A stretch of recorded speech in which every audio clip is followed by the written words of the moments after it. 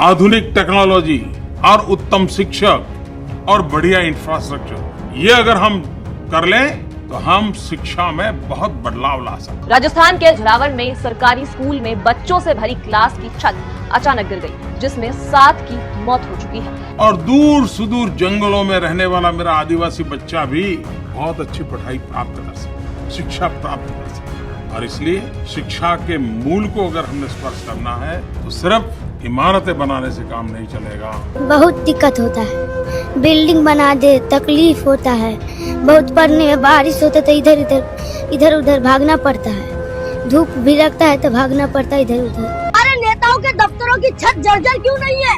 हमारे तानाशाह की विदेश यात्राओं पर अरबों रुपए खर्च हो रहे हैं। बेरहम तानाशाह को सिर्फ वोट बैंक चाहिए, इसलिए स्कूलों के बजाय मंदिरों पर करोड़ों रुपए खर्च कर रहा है। अनपढ़ रहेगा इंडिया तभी तो अंधभक्ति करेगा इंडिया। पढ़ेगा इंडिया तभी तो आगे बढ़ेगा इंडिया, विश्व गुरु बनेगा इंडिया, दुनिया में नाम कमाएगा इंडिया। नारे कितने अच्छे लगते हैं, लेकिन अगर आप मूल्यांकन करें कि इस वक्त इस देश के पढ़ने वाले इंडिया का हाल क्या है, तो आपको यह समझ में आएगा कि उत्तर प्रदेश के हजारों सरकारी स्कूल बंद किए जा रहे हैं। देश भर के विश्वविद्यालयों में फीस महंगी हो रही है और सीटें घट रही हैं, और सरकारी स्कूल जहां चल भी रहे हैं वहां इमारतें इतनी जर्जर हैं कि गिर जा रही हैं छतें और बच्चे मार दिए जा रहे हैं। जी हां, राजस्थान के झालावाड़ में एक सरकारी स्कूल की इमारत गिर गई और उसमें दब करके कई बच्चे मर गए और कई बच्चे घायल हैं। मैं चाहता हूं कि इस देश के नागरिकों के सामने बार बार इस तरह के सवाल, इस तरह के दृश्य इसलिए आए ताकि उन्हें एक बार सोचने पर मजबूर होना पड़े कि पिछले 11 साल की सरकार में शिक्षा का बजट आधा क्यों किया गया, शिक्षा का बजट कम क्यों किया गया, सरकारी स्कूल बंद क्यों किए जा रहे हैं। और वादा तो कुछ और का था, पुराने वादे हम याद दिलाएंगे। लेकिन एक बात और कहना चाहते हैं, उत्तर प्रदेश के जितने सरकारी स्कूल बंद हो रहे हैं, जिन पर अभी अंतरिम रोक किसी तरह से एक जिले में लगाई हाई कोर्ट ने कि सीतापुर जिले के स्कूल अभी मर्ज नहीं होंगे, जो मर्ज हो गए, सुप्रीम कोर्ट में अभी फैसला होना है, लेकिन एक फैसला तो जनता की अदालत में भी होना है।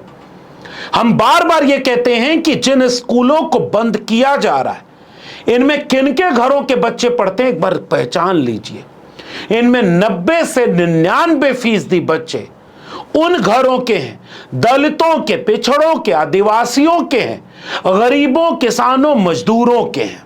और सबूत मैं देना चाहता हूं राजस्थान के झालावाड़ जिले की इस सूची से। इन 21 विद्यार्थियों में से 18 से 19 विद्यार्थी तो केवल आदिवासी तबके के हैं और 1-2 की उनकी जाति नहीं पता चल पाई। और जो मारे गए 7 विद्यार्थी हैं, यह सूचना चूंकि कल की है, तो उन 7 विद्यार्थियों में से जो मारे गए उनमें कई दलित समुदाय के हैं, कई भील हैं यानी आदिवासी हैं, और 1-2 ओबीसी हैं यानी पिछड़े समाज के। राजस्थान के झालावाड़ जिले में सरकारी स्कूल की छत अपने आप गिर गई क्योंकि वो इतनी जर्जर हो चुकी थी कि उस पर कोई ध्यान नहीं दे रहा था। उसके बाद आज जब मैं ये वीडियो बना रहा हूं तो राजस्थान की एक और छत स्कूल की गिर गई। गनीमत है कि उस समय उसके नीचे बच्चे पढ़ाई नहीं कर रहे थे। और राजस्थान के झालावाड़ जिले से जो खबर है कि मृतक और घायल बच्चे सारे के सारे पिछड़े, दलित, और चूंकि राजस्थान की बात है तो खासकर आदिवासी समुदाय से है।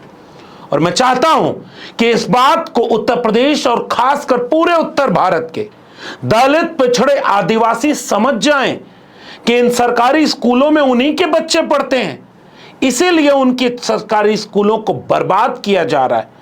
क्लोजर, मर्जर, पेयरिंग, हजार सरकारी स्कूल बंद किए जा रहे हैं क्योंकि उनमें वही बच्चे पढ़ते हैं जो पहली पीढ़ी के हैं, इसीलिए इन स्कूलों को बंद किया जा रहा है। समझदार को इशारा काफी। मैं चाहता हूं कि इस पर बात आगे करूं, उससे पहले 11 साल पुरानी प्रधानमंत्री नरेंद्र मोदी के कुछ वीडियोस आप देखिए और बीजेपी जब चुनाव लड़ रही थी प्रधानमंत्री नरेंद्र मोदी को प्रधानमंत्री बनाने के लिए, तो जो प्रचार कर रही थी कि जब अच्छे दिन आएंगे तो स्कूलों के अच्छे दिन कैसे होंगे, शिक्षकों के अच्छे दिन कैसे होंगे, विद्यार्थियों के अच्छे दिन कैसे होंगे, एक बार आइए अतीत की यात्रा पर आपको ले चलूं, जिस धोखे और जुमलों में आपने वोट दिया था कि आपके बच्चों की पढ़ाई अच्छी होगी। सुनिए।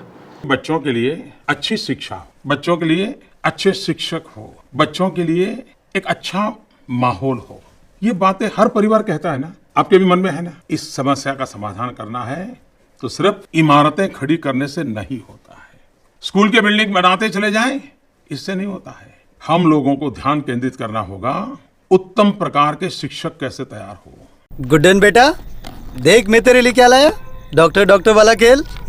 मेरा सपना इसे डॉक्टर खिलाने का नहीं, सच में एक दिन डॉक्टर बनाने का है।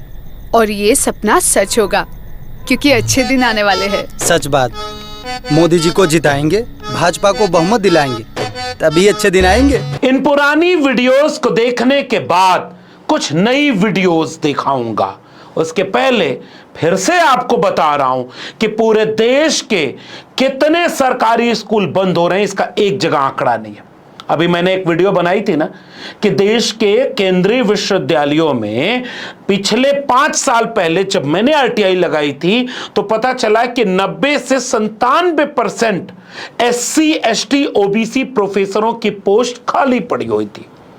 अब उसके बाद प्रोफेसर मनोज झा ने जब सवाल पूछा तो पता चला कि 80 से 87% तक पोस्ट अभी भी खाली है, 5 साल बाद भी खाली है। यानी जो प्रोफेसर बनना चाहते हैं SC ST OBC, उनकी पोस्ट भरी नहीं जा रही, धीरे धीरे पोस्ट खत्म कर दी जाएगी। कुलपति SC ST OBC कितने, अपवाद में 1-2-4 नाम आपको मिल जाएं, बाकी देश भर के कुलपति कौन है ये आप भी जानते हैं, जिसके लिए बीजेपी और आरएसएस काम करती है। और मैं चाहता हूं कि नई वाली स्कीम के तहत, नई शिक्षा नीति के तहत अपनी स्क्रीन पर खबरें देखिए। JNU पर, DU पर, देश के केंद्रीय विश्वविद्यालयों पर करोड़ों रुपए लोन है, क्योंकि UGC अब पैसा नहीं दे रही, हेफा बना करके लोन दिया जा रहा है सरकार के द्वारा कि अगर विश्वविद्यालय चलाना है तो लोन लीजिए, कुछ नियत समय के बाद लोन वापस करिएगा, तब अगला लोन मिलेगा। विश्वविद्यालय करोड़ों रुपए लोन के कर्जे में, तो फीस बढ़ेगी, पढ़ाई महंगी होगी, सीटें घटेंगी और शिक्षकों की वैकेंसी कम होगी। 5 साल 7 साल से तो हम इस सवाल को उठा रहे हैं, बार बार प्रोफेसर की डायरी लिख करके, भाषण में लिख करके, सोशल मीडिया पर यही तो बताते रहे कि स्कूल कॉलेज विश्वविद्यालय बर्बाद किया जा रहा है। और आबाद क्या किया जा रहा है, मंदिर आबाद किए जा रहे हैं। ये बात बोल दूं तो आपकी भावना आहत हो जाएगी। कांवड़ यात्रा में फूल बरसाए जा रहे हैं, इससे आपकी भावना आहत हो जाएगी। करोड़ों करोड़ रुपए खर्च करके मंदिर बनवाए जा रहे हैं और स्कूलों का बजट घटाया जा रहा है, ये कहते ही आपकी भावना आहत हो जाएगी। इसलिए मैं नहीं कहूंगा। आज सुबह से AI जनरेटेड एक बच्चे की वीडियो चल रही है जो राजस्थान के झालावाड़ में स्कूल की इमारत गिर जाने से दब गए बच्चों की तरह नुमाइंदगी करते हुए वो बच्चा क्या बोल रहा है, जरा गौर से सुनिए। हमारे नेताओं के दफ्तरों की छत जर्जर क्यों नहीं है? हमारे तानाशाह की विदेश यात्राओं पर अरबों रुपए खर्च हो रहे हैं। बेरहम तानाशाह को सिर्फ वोट बैंक चाहिए, इसलिए स्कूलों के बजाय मंदिरों पर करोड़ों रुपए खर्च कर रहा है। अनपढ़ रहेगा इंडिया, तभी तो अंधभक्ति करेगा इंडिया। ये तो AI जनरेटेड वीडियो है, क्योंकि बच्चों पर अब बात कहां हो रही। अमीर घरों के बच्चे कॉन्वेंट स्कूल में पढ़ते हैं, प्राइवेट यूनिवर्सिटी में पढ़ते हैं, फिर विदेश पढ़ने चले जाते हैं। उन सारे नेताओं के बच्चे विदेश पढ़ने जाते हैं जो इस देश में हिंदू राष्ट्र, हिंदी भाषा, हिंदुस्तान और तमाम तरह के संघ और RSS की राजनीति करते हैं। जो बीजेपी और RSS जपो निरंतर एक जबान हिंदी, हिंदू, हिंदुस्तान गाना गाया करती थी, उनमें से किसी के बच्चे हिंदी मीडियम स्कूल में नहीं पढ़ते, सारे अंग्रेजी मीडियम में कॉन्वेंट में पढ़ते हैं। किसी के बच्चे हिंदू स्कूलों में नहीं पढ़ रहे हैं, अधिकांश के तो क्रिश्चियन मिशनरी स्कूलों में पढ़ते हैं।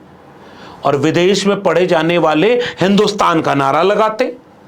ये RSS बीजेपी के बच्चे तो विदेश में पढ़ रहे हैं। अब मैं कुछ आंकड़े आपके सामने रखना चाह रहा हूं। पहला आंकड़ा यह है कि मोदी सरकार ने GDP के बजट से शिक्षा का बजट पिछले 10 साल में आधा कर दिया है। जब शिक्षा पर बजट ही नहीं जाएगा तो खर्च कहां होगा?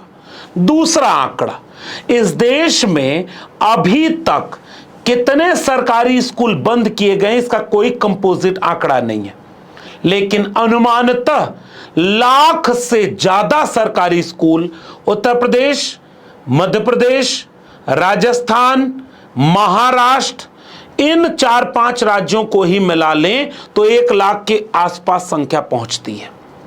मैं क्योंकि जाता रहता हूं तो इसलिए मुझे इस बात का अंदाजा है, एक जगह उसके आंकड़े नहीं मिलेंगे।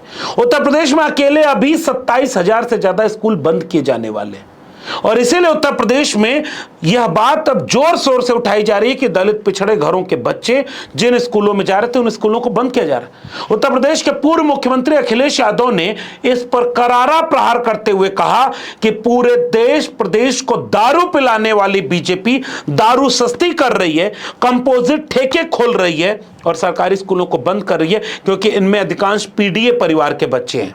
अब तो पता है चीजें सस्ती हो गई। क्या सस्ती हुई? विस्की। कौन सी वाली?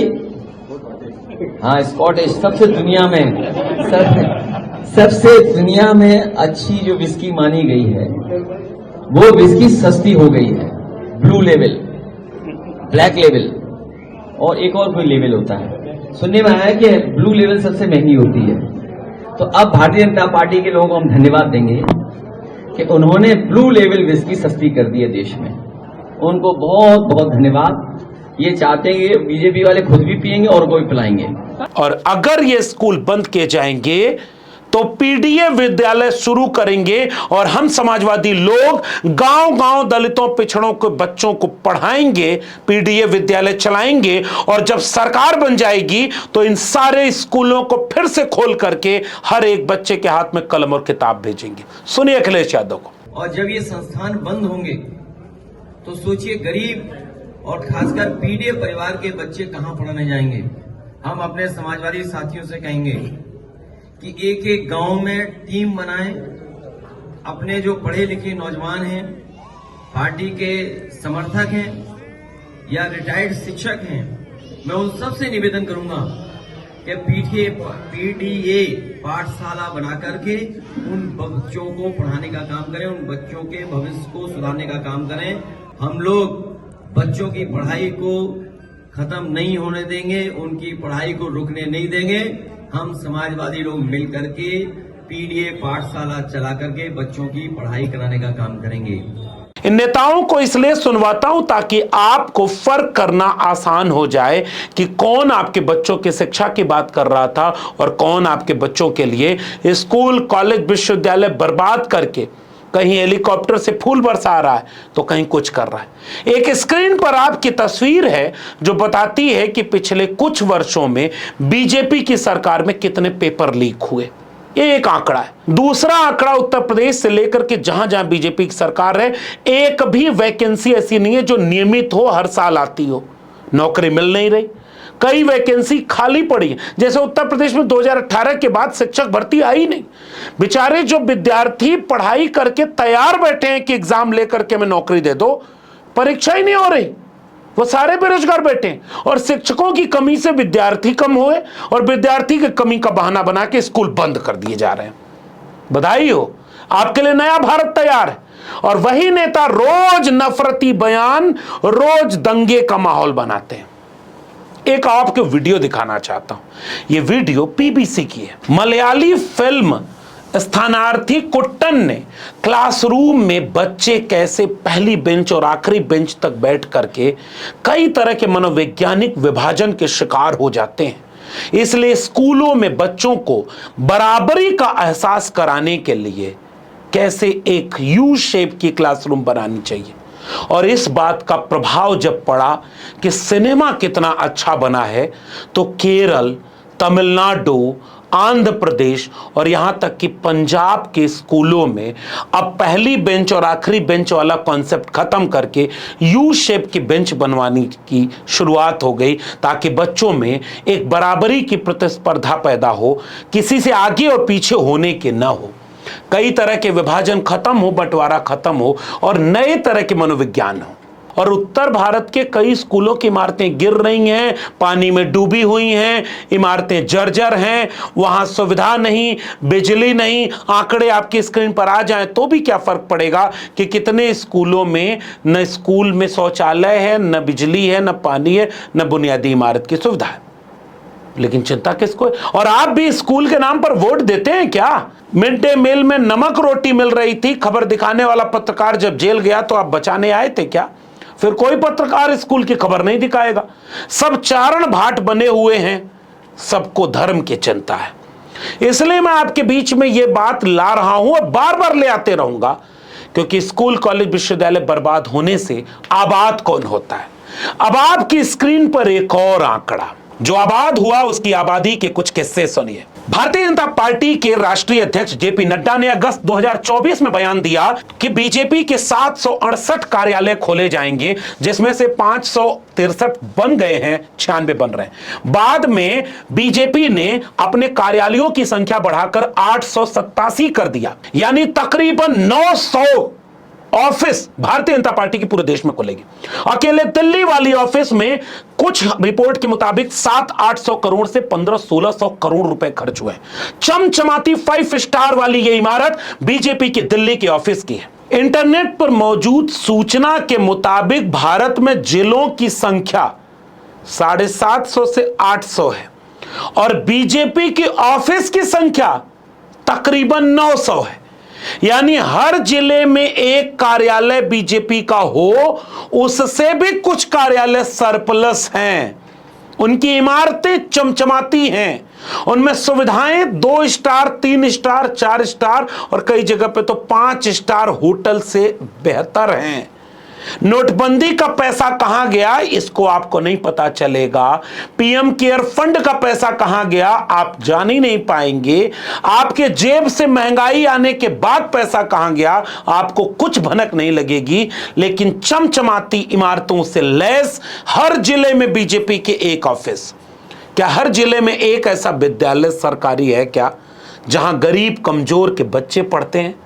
क्या हर जिले में जिस तरह की ऑफिस बीजेपी ने बनवाई है वैसा एक स्कूल बनवाया क्या? और प्रधानमंत्री नरेंद्र मोदी दावा करते हैं हर मिनट, हर दिन, हर महीने कोई न कोई नया विद्यालय खुल रहा है। आज भारत में हर सप्ताह एक नई यूनिवर्सिटी बन रही है। आज भारत में हर दो दिन में एक नए कॉलेज बन रहा। आज भारत में हर दिन एक नई आईटीआई की स्थापना हो रही। आज भारत में हर साल एक नया आईआईटी और एक नया आईआईएम बन रहा है। आपको भी ये वीडियो सुनकर के ऐसा लगेगा कि जब इतना सब खुल रहा है तो वो खुल कहां रहा है? हमारे आसपास न तो ऐसा कुछ दिख रहा है न कुछ सुनाई पड़ रहा है। कहीं कहीं कुछ आंकड़े हैं जिनको इतना बड़ा झूठ बोल करके प्रचारित कर दिया जाए। ऐसा होता तो हर जिले में एक विश्वविद्यालय खुल गया होता, हर जिले में एक ऐसा स्कूल खुल गया होता, लेकिन कुछ नहीं हुआ। सवाल इस बात का है कि उन्हें अपनी पार्टी की ऑफिस बनानी थी, उन्होंने बनाया। उन्हें मंदिरों पर सबसे ज्यादा पैसा खर्च करना था, उन्होंने किया। उन्हें अपने धार्मिक दंगों में इस देश के लोगों को झगड़ा करवाना था, उन्होंने किया। उन्होंने जहां हेलीकॉप्टर से फूल बरसाना है बरसा रहे। उन्हें डीएम, एसपी, पुलिस के अधिकारियों को ड्यूटी पर लगा दिया कि धार्मिक यात्रा में जाने वालों के पैर दबाए। उनको लगा दिया ड्यूटी पर कि जितना नौकरी मांगने और स्कूल मांगने निकले उन पर लाठी बरसाओ। पुलिस लाठी बरसाती है। ये इमारतें गिर जाएं फिर भी अगर जो देश न जागे तो फिर ये देश जागेगा कैसे? इसलिए इन आंकड़ों के साथ ये वीडियो इसलिए बनाई ताकि आपकी आंखें खुले। और जाते जाते ये भी कहूंगा, सवाल इस बात का नहीं है कि एक सरकार या एक नेता ने ऐसा किया। अगर जनता ही शिक्षा के नाम पर न वोट देती है न उसे शिक्षा की चिंता है तो नेता वही करेगा जो उसके फायदे में है, क्योंकि अपने बच्चों को इन स्कूलों में नहीं भेजता जिनकी छतें गिरती हों। अगर वो उनके बच्चे इन स्कूलों में पढ़ते तो एक भी छतें न गिरती, एक भी स्कूल इतने जर्जर न होते और न बंद होते। तय आपको करना है, क्योंकि आप इस भारत के भाग्य विधाता हैं। इन आंकड़ों के बाद भी अगर आपकी आंख न खुले तो मुबारक हो आपको, आप नए भारत के नागरिक बनने के लिए पूरी तरह तैयार किए जा चुके हैं। और ये वीडियो देखने के बाद अगर मन में आए कि पिछली सरकारों ने क्या किया, तो भी मुबारकबाद लीजिए, क्योंकि आप कंडीशनड होकर के अंधभक्त बन चुके हैं। अगर आज सरकार से सवाल करने पे आप नेहरू से पूछने जाएंगे तो फिर पूछिएगा कि वेदों में क्यों नहीं लिखा है कि कैसी शिक्षा होगी। सवाल तो कहीं भी पूछे जा सकते हैं, लेकिन अगर आप जागरूक हैं, सचेत हैं, तो ये वीडियो आपको झकझोरेगी। पसंद आए तो गांव गांव इस वीडियो को पहुंचाइएगा। जागरूक बने लोग स्कूल कॉलेज विश्वविद्यालय बचा लें। इस वीडियो को देखने के बाद अगर मेरे चैनल को सब्सक्राइब न किया हो तो चैनल को सब्सक्राइब जरूर कर लीजिए। बेल आइकॉन यानी घंटी की बटन दबाएंगे तो अगली वीडियो की सूचना मिलेगी, और ज्वाइन करेंगे तो हमें आर्थिक मदद मिलेगी। अगर आप इस वीडियो को ट्विटर यानी एक्स या फेसबुक पर देख रहे हैं तो हमें फॉलो करना मत भूलें। फिर मिलेंगे, तब तक के लिए बहुत बहुत धन्यवाद।